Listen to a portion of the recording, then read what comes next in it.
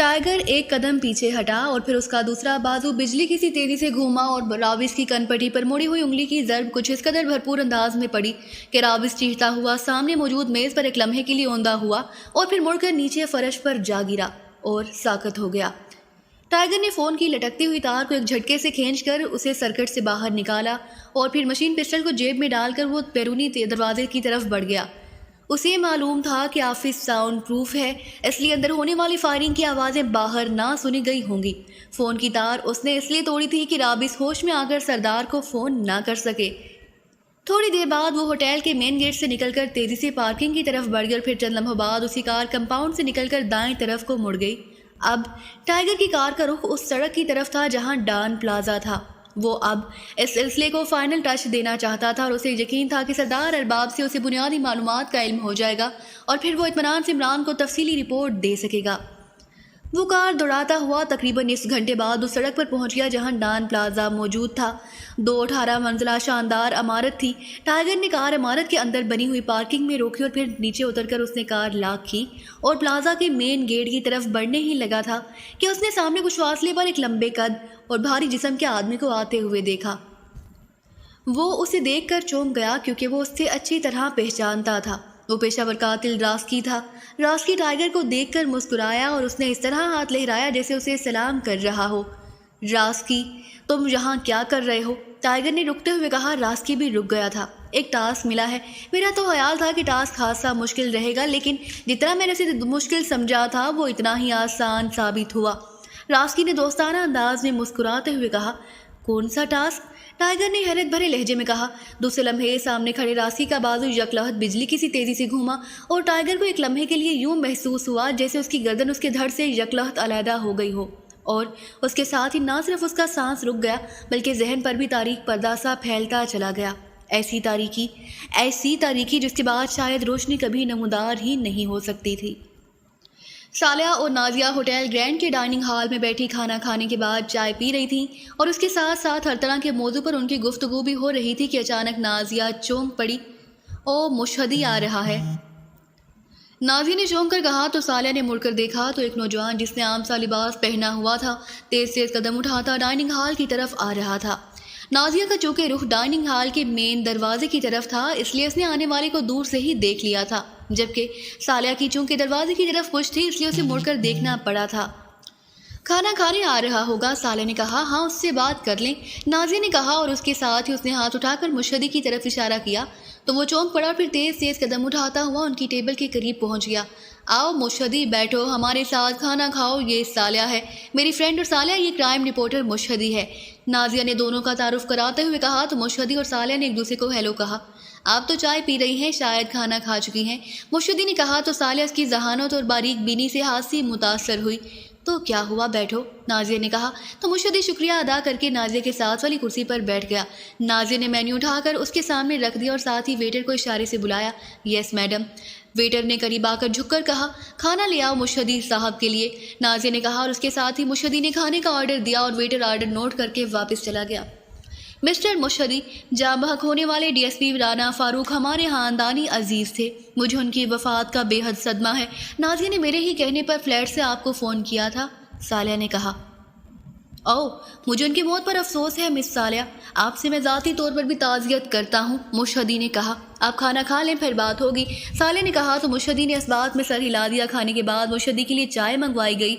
हाँ, अब बताएं कोई सबूत मिला या नहीं, नाजिया ने बात का आगाज़ करते हुए कहा।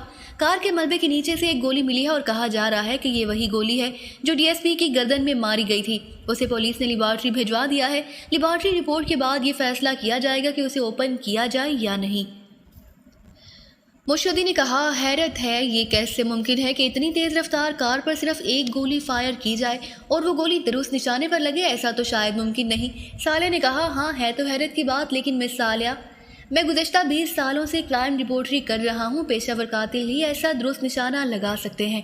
मेरा ख्याल है कि किसी जुराइम पेशा तंजीम ने किसी माहिरीन निशानाबाज पेशेवर कातिल के ज़रिए ये वारदात कराई है ताकि उस वारदात को एक्सीडेंट समझा जाए। अलबत्ता ये गोली कार की दूसरी तरफ से नहीं निकली बल्कि कार की बाड़ी से टकराकर वापस गिर गई थी। मुशहदी ने कहा। वो अब वेटर की लाई हुई चाय पी रहा था। لیکن وہ گولی کیا پسٹل کی ہے یا ریوالور کی؟ سالیہ نے پوچھا۔ نہیں مس سالیہ، وہ دور مار رائفل کی مخصوص گولی تھی، مشہدی نے جواب دیا۔ اس کا مطلب ہے کہ کہیں دور سے فائر کیا گیا تھا؟ سالیہ نے کہا۔ یس مس سالیہ، آپ کا تجزیہ درست ہو سکتا ہے۔ مشہدی نے کہا۔ کیا آپ مجھے وہ اسپاٹ دکھا سکتے ہیں جہاں ایکسیڈنٹ ہوا ہے، اگر آپ کے پاس وقت ہو تو؟ سالیہ نے کہا۔ ہاں کیوں نہیں، لیکن آپ وہاں کیا دیکھیں گی؟ مشہدی نے قدرے حیرت بھرے لہجے میں کہا۔ سالیہ کا تعلق کسی سرکاری ایجنسی سے ہے، اس لیے تم اسے بھی پولیس آفیسر ہی سمجھو، نازیہ نے کہا تو مشہدی مسکرا دیا۔ اچھا ویری گڈ، آئیے، مشہدی نے کہا تو سالیہ نے ویٹر کو بلا کر اسے بل ادا کیا اور پھر وہ سب ہوٹل سے باہر آ گئے۔ مشہدی کی اپنی کار تھی جبکہ سالیہ نازیہ کی کار میں آئی تھی۔ اس کی اپنی کار وہیں رہائشی پلازا کی پارکنگ میں کھڑی تھی۔ تھوڑی دیر بعد دونوں کاریں آگے پیچھے دوڑتی ہوئی آگے بڑھی چلی جا رہی تھیں۔ مشہدی کی کار آگے تھی جبکہ نازیہ اور سالیہ کی کار اس کے عقب میں بڑھی چلی جا رہی تھی۔ تم وہاں جا کر کرو گی کیا؟ نازیہ نے سالیہ سے پوچھا تو سائیڈ سیٹ پر بیٹھی ہوئی تھی۔ میں چیک کرنا چاہتی ہوں کہ اگر واقعی گولی چلائی گئی ہے تو کہاں سے چلائی گئی ہے، یہ معلوم ہو جائے گا کہ گولی کہاں سے چلائی گئی ہے، سالیہ نے کہا تو نازیہ چونک پڑی۔ کیسے معلوم کرو گی، ذرا تفصیل سے سمجھاؤ، میری سمجھ میں تو تمہاری بات نہیں آئی، نازیہ نے منہ بناتے ہوئے کہا۔ دیکھو، جہاں سے گولی چلائی گئی ہوگی وہاں سے کار کا فاصلہ، کار کی رفتار اور گولی کی رفتار، اس کے ساتھ ساتھ گولی کا رخ اور سمت، یہ سب چیزیں چیک کی جائیں تو آسانی سے اس جگہ کا تعین کیا جا سکتا ہے جہاں سے گولی چلائی گئی ہوگی، سالیہ نے تفصیل سے سمجھاتے ہوئے کہا۔ حیرت ہے، تم تو اس سبجیکٹ پر مہارت رکھتی ہو، ویری گڈ، نازیہ نے حیرت بھرے لہجے میں کہا تو سالیہ بے اختیار ہنس پڑی۔ ہمیں اس کی باقاعدہ ٹریننگ بھی دی جاتی ہے اور اس کے ساتھ ساتھ ہمیں یہ سکھایا جاتا ہے کہ ہمارا ذہن ہر معاملے کے ہر رخ کا خود بخود تجزیہ بھی کرے، سالیہ نے کہا۔ کیا تمہارا تعلق ملٹری انٹیلیجنس سے ہے؟ نازیہ نے کہا۔ ارے نہیں، ملٹری انٹیلیجنس والے اس طرح سڑکوں پہ مارے نہیں پھرتے، سالیہ نے مسکراتے ہوئے کہا۔ تو پھر کون سی ایجنسی ہے؟ نازیہ نے پوچھا۔ ABC سمجھو، ہم نے حلف دیا ہے کہ ہم اس بارے میں کچھ نہیں بتائیں گے، سالیہ نے جواب دیا۔ کیا تم مجھے اس ایجنسی میں شامل کرا سکتی ہو؟ نازیہ نے کہا تو سالیہ بے اختیار ہنس پڑی۔ جو کام تم کر رہی ہو وہ زیادہ اچھا ہے، یہاں تو جان کے لالے پڑ جاتے ہیں اور اس ایجنسی میں شرکت آسانی سے ہو ہی نہیں سکتی، سالیہ نے ٹالنے والے انداز میں کہا۔ اسی لمحے آگے جانے والی مشہدی کی کار نے رکنے کا کاشن دینا شروع کر دیا تو نازیہ نے کار کی رفتار کم کر دی اور پھر ایک سائیڈ پر کار روک کر وہ دونوں نیچے اتر آئیں۔ وہ دیکھیے سامنے دیوار، اس سے ٹکرائی تھی کار، مشہدی نے اشارہ کرتے ہوئے کہا تو نازیہ اور سالیہ نے دیکھا کہ وہاں سے ملبہ تو اٹھایا گیا تھا لیکن وہاں اس خوفناک حادثے کے نشانات بہرحال موجود تھے۔ رانا فاروق کی کار کہاں سے مڑی ہوگی اور اس دیوار سے آ کر ٹکرائی ہوگی، سالیہ نے ادھر ادھر دیکھتے ہوئے کہا۔ عینی شاہد کے مطابق وہ سامنے کھمبے کے قریب سے یکلخت مڑی اور یہاں آ کر پوری قوت سے ٹکرا گئی، مشہدی نے ایک بار پھر اشارہ کرتے ہوئے کہا تو سالیہ اس کھمبے کے سامنے پہنچ کر رک گئی۔ نازیہ اور مشہدی بھی اس کے ساتھ تھے۔ سڑک کی دوسری سائیڈ پر عمارتیں تھیں جن کی کھڑکیاں سڑک کی طرف نظر آ رہی تھیں۔ آپ نے پوسٹ مارٹم رپورٹ پڑھی تھی؟ سالیہ نے مشہدی سے پوچھا۔ یس مس، مشہدی نے جواب دیا۔ اس میں زخم کا رخ اور گولی کی سمت کا تعین کیا گیا ہوگا، وہ کیا تھا؟ سالیہ نے پوچھا تو مشہدی نے چند لمحے سوچنے کے بعد بتا دیا، البتہ اس کے چہرے پر قدرے حیرت کے تاثرات نمایاں ہو گئے تھے۔ سالیہ چند لمحے ادھر ادھر دیکھتی رہی اور پھر اس کی نظریں سڑک کے پار کافی فاصلے پر ایک سرخ رنگ کی عمارت پر جم گئیں۔ اس عمارت میں کھڑکیوں کی ایک قطار نظر آ رہی تھی، ان میں سے چند کھلی ہوئی تھی اور باقی بند تھی۔ یہ سرخ رنگ کی بلڈنگ کیا ہے؟ سالیہ نے مشہدی سے پوچھا۔ ہوٹل ریڈ سٹار ہے، سیاحوں کا پسندیدہ ہوٹل ہے کیونکہ یہاں ہر قسم کا نشہ بھی آسانی سے مل جاتا ہے اور ہوٹل بھی نسبتاً دوسرے ہوٹلوں سے سستا ہے، مشہدی نے جواب دیتے ہوئے کہا۔ ٹھیک ہے، شکریہ، سالیہ نے کہا اور پھر نازیہ کی طرف مڑی۔ آؤ چلیں، سالیہ نے کہا۔ مجھے اجازت ہے، مشہدی نے کہا تو سالیہ اور نازیہ دونوں نے اس کا شکریہ ادا کیا اور وہ کار میں بیٹھ کر واپس چلا گیا۔ میرا خیال ہے کہ تم صرف مشہدی کو واپس بھیجنا چاہتی تھی، خود تم نے کہاں جانا ہے؟ نازیہ نے پوچھا۔ میں سوچ رہی تھی کہ رانا فاروق کے قاتل کو ٹریس کروں لیکن تم کہاں ساتھ گھسیٹتی پھرو گے، اس لیے چلو پھر میں اکیلی آ جاؤں گی، سالیہ نے اونچی آواز میں بڑبڑانے کے انداز میں کہا۔ نہیں، میں تمہارے ساتھ چلوں گی، نازیہ نے بڑے اعتماد بھرے لہجے میں کہا۔ یہ خطرناک بھی ہو سکتا ہے، ایسا نہ ہو کہ تمہیں کوئی نقصان پہنچ جائے، سالیہ نے کہا۔ ارے اتنی بھی مٹی کی بنی ہوئی نہیں ہوں، مجھے بھی کرپشن رپورٹوں کے لیے بعض اوقات خطرناک صورتحال کا سامنا کرنا پڑتا ہے، میں نے بھی کچھ نہ کچھ ٹریننگ لے رکھی ہے، نازیہ نے کہا تو سالیہ بے اختیار ہنس پڑی۔ اچھا اور کوئی اسلحہ ہے تمہارے پاس؟ سالیہ نے کہا۔ اسلحہ کیوں؟ اسلحہ کی کیا ضرورت ہے؟ نازیہ نے چونکتے ہوئے کہا۔ ارے اوکے، آؤ کار میں چلتے ہیں، ہمیں گھوم کر ہوٹل کے فرنٹ کی طرف جانا ہوگا، سالیہ نے کہا تو نازیہ نے اس بات میں سر ہلا دیا اور پھر نازیہ اور سالیہ دونوں کار میں سوار ہو کر ہوٹل ریڈ سٹار کے فرنٹ پر پہنچ گئیں۔ नाजिया ने एक तरफ बनी हुई पार्किंग में कार रोकी और फिर नीचे उतरकर उसे लॉक कर दिया। अब कहाँ जाना है? नाजिया ने कार लॉक करते हुए कहा। आओ मेरे साथ, सालिया ने कहा और फिर वो नाजिया समेत होटल के बड़े हाल में दाखिल हो गई। हाल आधे से ज़्यादा भरा हुआ था और वाकई वहाँ स्याहों की कसरत थी, लेकिन स्याह तबका अमरा से मुतालिक ना थे बल्कि मुतवस्सत तबके के लोग थे जो कम से कम पैसों से सियाहत का शौक पूरा करने के आदी थे। हाल में मुंशियात का धुआं भी भरा हुआ था। नाजी ने नाक सकेड़ी, लेकिन सालिया लिफ्ट की तरफ बढ़ती चली गई। लिफ्ट नीचे आई तो वो दोनों उस लिफ्ट में सवार हो गईं। कौन सी मंजिल मैडम? लिफ्ट बॉय ने मोदबाना लहजे में पूछा। आखिरी मंजिल, सालिया ने कहा तो लिफ्ट बॉय ने इस बात में सर हिलाते हुए बटन प्रेस कर दिया और लिफ्ट ऊपर को उठती चली गई। छठी मंजिल पर लिफ्ट रुक गई और उसका दरवाज़ा खुल गया तो सालिया नाजिया समेत बाहर आ गई। ये एक तवील राहदारी थी जिसमें कमरों के दरवाजे थे। सालिया आगे बढ़ती चली गई और फिर वो एक बंद दरवाजे के सामने रुक गई। दरवाजे के साथ ही नीम प्लेट मौजूद थी जिस पर साइमन का नाम दर्ज था। दरवाज़ा बंद था। सालिया ने कॉल बेल का बटन प्रेस कर दिया। कौन है? डोर फोन से एक सख्त और खुरदरी सी मर्दाना आवाज़ सुनाई दी। बंद दरवाजे की साहत बता रही थी कि कमरा साउंड प्रूफ है। दरवाज़ा खोले, सालिया ने ऊंची आवाज़ में कहा। कौन है आप? दूसरी तरफ से हैरत भरे लहजे में कहा गया। आपसे चंद बातें करनी है। सालिया ने कहा। अच्छा। दूसरी तरफ से कहा गया। फिर चंद लम्हों बाद कटक की आवाज़ से दरवाज़ा खुल गया तो अंदर एक देव हैकल आदमी खड़ा था। उसकी आंखें गहरी सुर्ख रंग की थी और चेहरा सूजा सूजा सा नजर आ रहा था। आओ। उसने हैरत भरी नज़रों से राहदारी में खड़ी सालिया और नाजिया को देखा और फिर साइड पर हट गया तो सालिया ने नाजिया को अंदर आने का इशारा किया और खुद भी अंदर दाखिल हो गई।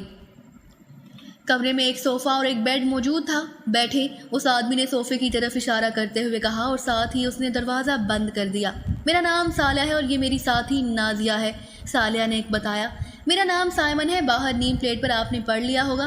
बोले कैसे आना हुआ? साइमन ने उन दोनों को गौर से देखते हुए पूछा।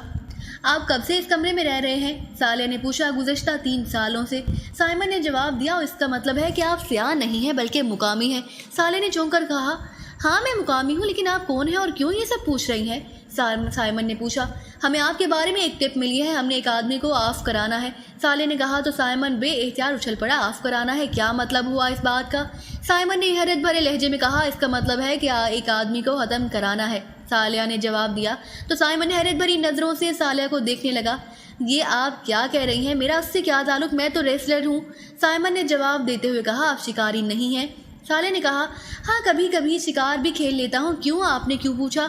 साइमन ने कहा। क्या आपके पास जदीद दौर मार राइफल है? सालिया ने कहा। हाँ एक नहीं बल्कि 3 है, लेकिन मेरा प्रोफेशन किलिंग नहीं है, साइमन ने जवाब दिया। सॉरी हमने गलत कमरे में call they the, I am sorry, सालिया ने उठते हुए कहा। लेकिन आपने ये कत्ल कराने वाली बात क्यों की है? साइमन ने पूछा। एक पार्टी एक आदमी को ऑफ कराना चाहती है, गैर मुल्की पार्टी, और $10 लाख देने के लिए तैयार है। आपके बारे में हमें एक टिप दी गई थी। मेरा ख्याल था कि $5 लाख आपको देकर काम करा लिया जाए, लेकिन आपका इस पेशे से कोई ताल्लुक नहीं है, सालिया ने कहा। तो अब आप किससे मिलेंगी? साइमन ने पूछा। किसी से नहीं, वो तो टिप की वजह से आपसे मुलाकात हो गई, वरना ऐसी बात हर एक से तो नहीं की जा सकती। बहरहाल इजाज़त दें, आपको तकलीफ दी जिसके लिए माजरत हुआ है, सालिया ने कहा और दरवाजे की तरफ मुड़ गई। क्या आप वाकई सीरियस हैं? साइमन ने कहा। हाँ हमें शौक तो नहीं है वैसे धक्के खाने का, सालिया ने कहा। लेकिन आप ख़वातीन हैं, आप इस खतरनाक धंधे में कैसे मुलविस हो गई? साइमन ने कहा। क्या खतरनाक धंधा है? हमने आपको $5 लाख देने हैं और आदमी की शनाख्त करनी है। वो रोज़ाना सामने सड़क पर से गुजरता रहता है, आपने उसे खिड़की में से दूर मार राइफल के ज़रिए फायर करके ख़त्म कर देना है और बस। आपको भी $5 लाख मिल जाएंगे और हमें भी आप पर किसी को शक भी नहीं हो सकता, सालिया ने जवाब दिया। आपको किसने भेजा है यहाँ? साइमन ने होंठ चबाते हुए कहा। ये मालूम करना आपका काम नहीं है, बल्कि आपका तो ऑफ करना भी काम नहीं। आओ नाजिया, सालिया ने कहा और एक बार फिर वापस मुड़ गई। सुनो हाथ उठा दो वरना मैं फायर कर दूंगा, यकलख्त साइमन ने गिराते हुए कहा। उसके हाथ में अब साइलेंसर लगा रिवॉल्वर नजर आ रहा था। उसके चेहरे के तासुरात भी बदल गए थे। अब उसके चेहरे पर पेशावर कातिलों जैसी सख्ती वाज़े नजर आ रही थी। ये आपको क्या है? क्या हो गया है? ये आपको क्या हो गया है? हमने तो सॉरी कह दिया है, साले ने मुड़कर होंठ बींचते हुए कहा। अब आपको बताना होगा कि आपको मेरे पास किसने भेजा है, वरना मुझे लाशों से निमटना आता है। साइमन का लहजा मजीद सर्द होता चला गया। हमारे एक सवाल का दुरुस्त जवाब आप दे दें, हम आपके सवाल का दुरुस्त जवाब दे देंगी, साले ने जवाब देते हुए कहा। पूछो, साइमन ने सर्द लहजे में कहा। क्या तुमने राना फारूक डीएसपी पर यहाँ से गोली चलाई थी? साले ने इस बार उसे तुम कहकर मुहातिब करते हुए कहा। नाजिया अपनी जगह पर खामोश और बेहिस्सो हरकत खड़ी थी। साला की बात सुनते ही साइमन का सुता हुआ चेहरा मजीद सुत गया। उसके चेहरे पर सख्ती का आंसर मजीद उभर आया تو تمہارا تعلق خفیہ پولیس سے ہے، کیوں؟ سائمن نے اس بار گراتے ہوئے لہجے میں کہا۔ اس نے بھی آپ کا تکلف چھوڑ دیا تھا۔ تم پہلے میرے سوال کا درست جواب دو، پھر میں بھی درست بتا دوں گی۔ ویسے ہمارا کوئی تعلق کسی پولیس یا ایجنسی سے نہیں، ہمیں ٹپ یہی ملی تھی کہ سائمن نے یہ کام اس قدر مہارت سے کیا ہے کہ پولیس کو بھی یقین نہیں آ رہا۔ ویسے بھی یہ انتہائی مہارت کا کام ہے کہ تیز رفتار کار میں بیٹھے ہوئے آدمی کی گردن پر گولی مار دی جائے اور ٹھیک نشانے پر لگے۔ ہمیں بھی ایسی ہی مہارت چاہیے، صالح نے اس بار تفصیل سے جواب دیتے ہوئے کہا۔ سوری، میرا کسی قتل سے کوئی تعلق نہیں ہے، لیکن تم بہرحال اب بتاؤ گی کہ تمہیں یہاں کس نے بھیجا ہے اور کیوں، ورنہ زندہ نہیں رہو گی۔ میرا نشانہ واقعی بے خطا ہے، سائمن نے سرد لہجے میں کہا۔ جب تم نے یہ کام نہیں کیا تو پھر تمہارا اور ہمارا مزید کیا تعلق رہ سکتا ہے؟ ہم جا رہی ہیں۔ اور ایک بار پھر سوری، صالح نے منہ بناتے ہوئے کہا۔ تو پھر جاؤ گٹر میں، سائمن نے یکلہت وراتے ہوئے کہا، لیکن دوسرے لمحے مڑتی ہوئی صالحہ یکلہت اچھلی اور پلک جھپکنے میں سائمن کے ہاتھ میں موجود ریوالور ہوا میں اڑتا ہوا کچھ فاصلے پر جا گرا۔ لیکن اس سے پہلے کہ سائمن سنبھلتا، صالحہ کا ہوا میں اچھلا ہوا جسم یکلہت ایک بار پھر تڑپا اور اس بار اس کے پیر میں موجود جوتے کی نوک پوری قوت سے سائمن کی عین ٹھوڑی کے نیچے پڑی اور وہ یکلہت چیختا ہوا اچھل کر پشت کے بل ایک دھماکے سے نیچے جا گرا، جبکہ نازی نے دوڑ کر وہ ریوالور اٹھانے کی کوشش کی جو سائمن کے ہاتھ سے گرا تھا، لیکن سائمن ان دونوں کی توقعات سے زیادہ تیز اور پھرتیلا ثابت ہوا۔ پشت کے بل نیچے گرتے ہی وہ کسی کھلے ہوئے سپرنگ کی مانند اچھلا اور اس کے ساتھ ہی نازیہ جو ریوالور اٹھانے کے لیے اس کے قریب سے گزری ہی تھی، فضا میں روٹھی اور پوری قوت سے صالحہ سے جا ٹکرائی جو سائمن کو ضرب لگانے کے بعد اب سنبھل کر کھڑی ہونے کی کوشش کر رہی تھی۔ یہ ٹکراؤ اس قدر بھرپور اور خطرناک تھا کہ دونوں ہی چیختی ہوئی نیچے فرش پر جا گریں۔ اس کے ساتھ ہی سائمن نے ان پر اس طرح چھلانگ لگائی جیسے وہ ان کو پیروں تلے روند ڈالے گا، لیکن دوسرے لمحے نازیہ ایک بار پھر چیختی ہوئی اچھل کر اپنے اوپر آتے ہوئے سائمن سے ٹکرائی اور اس بار نازیہ سائمن سمیت فرش پر جا گری۔ سائمن نے نیچے گرتے ہی ایک بار پھر پہلے کی طرح نازیہ کو دوبارہ اچھالنا چاہا، لیکن اس بار نازیہ گرتے ہی کروٹ بدل گئی اور سائمن لاشعوری طور پر اسے پکڑنے کے لیے اس کی طرف مڑا اور کمرہ اس کے حلق سے نکلنے والی انتہائی کربناک چیخ سے گونج اٹھا۔ نازیہ کو اچھال کر صالحہ بھی کسی کھلتے ہوئے اسپرنگ کی مانند اچھل کر کھڑی ہوئی تھی اور پھر جیسے ہی مڑتے ہوئے سائمن کی پشت اس کے سامنے آئی، صالحہ نے یکلہت پوری قوت سے اس کی پشت پر عین ریڑھ کی ہڈی پر ایک بھرپور ضرب لگائی۔ یہ ضرب اس قدر زوردار اور بھرپور تھی کہ پلٹ کر نازیہ کو پکڑنے والا سائمن بے اختیار کربناک انداز میں چیخ پڑا۔ اس نے پلٹ کر اٹھنے کی کوشش کی، لیکن دوسرے لمحے اس کے ہاتھ پیر ایک جھٹکے سے سیدھے ہو گئے اور اس کی آنکھیں پھیلتی چلی گئیں۔ وہ بے حس و حرکت ہو چکا تھا۔ صالحہ ہونٹ بھینچے اپنی جگہ پر کھڑی تھی، جبکہ نازیہ بھی تیزی سے اٹھ کر کھڑی ہو گئی۔ کیا ہوا ہے اسے؟ یہ اس حالت میں کیسے آ گیا؟ نازیہ نے انتہائی گھبرائے ہوئے لہجے میں کہا۔ میں نے اس کی ریڑھ کی ہڈی کا مہرہ ڈسلوکیٹ کر دیا ہے، اب یہ کینچوے سے بھی زیادہ بے ضرر ہو چکا ہے، صالحہ نے ایک طویل سانس لیتے ہوئے کہا۔ اوہ، تم واقعی بہترین انداز میں فائٹ کرتی ہو۔ تم نے جس انداز میں اس کے ہاتھ سے ریوالور نکالا اور اب جس طرح اس کو ناکارہ کیا ہے وہ واقعی کمال ہے، نازیہ نے تیز تیز سانس لیتے ہوئے کہا، ساتھ ہی وہ اپنے لباس اور بالوں کو بھی ٹھیک کر رہی تھی۔ تمہاری وجہ سے مجھے بھی ضرب کھانی پڑی ہے۔ تم اگر احکمانہ انداز میں ریوالور اٹھانے کے لیے اس کے قریب نہ جاتی تو یہ تمہیں مجھ پر نہ اچھالتا۔ بہرحال اب یہ بتائے گا کہ اس نے کس کے کہنے پر رانا فاروق کو ہلاک کیا ہے؟ صالحہ نے مسکراتے ہوئے جواب دیا، تو کیا یہ کنفرم ہے کہ اس نے ہی یہ حرکت کی ہے؟ مگر کیسے؟ نازیہ نے حیرت بھرے لہجے میں کہا۔ وہ دیکھو، کونے میں انتہائی جدید ترین دور مار رائفل کا کیس پڑا ہے، اصل رائفل اس نے کہیں چھپا رکھی ہے۔ اس کیس کو دیکھو۔ اس کیس کو دیکھ کر ہی میں نے رائفل کی بات کی تھی، صالحہ نے کہا۔ تو اب کیا کرنا ہے؟ یہ تو میرے خیال میں بول بھی نہیں سکتا پھر، نازیہ نے فرش پر بے حس و حرکت پڑے سائمن کی طرف دیکھتے ہوئے کہا۔ ابھی یہ بولنا بھی شروع کر دے گا، تم دروازے کو اندر سے لاک کر دو، ویسے یہ ساؤنڈ پروف کمرہ ہے لیکن پھر بھی کوئی اچانک آ سکتا ہے، صالح نے کہا۔ ساؤنڈ پروف کمرہ؟ کیوں؟ کیا اس ہوٹل میں سارے کمرے ساؤنڈ پروف ہیں؟ نازیہ نے حیرت بھرے لہجے میں کہا۔ میں اس کے دروازے کی ساحت دیکھ کر سمجھ گئی تھی کہ یہ کمرہ ساؤنڈ پروف ہے۔ اب یہ معلوم نہیں کہ سارے ہی کمرے ساؤنڈ پروف ہیں یا اس سائمن نے اسے خصوصی طور پر ساؤنڈ پروف کرایا ہوا ہے، صالح نے جواب دیتے ہوئے کہا، اور اس کے ساتھ ہی اس نے ایک کرسی اٹھا کر فرش پر پڑے ہوئے سائمن کے قریب رکھ دی۔ آؤ اسے گھسیٹ کر اس کرسی پر ڈال دیں تاکہ اس کی اصل بات معلوم ہو سکے، صالح نے کہا، اور پھر نازیہ کی مدد سے اس نے یہ کام مکمل کر لیا۔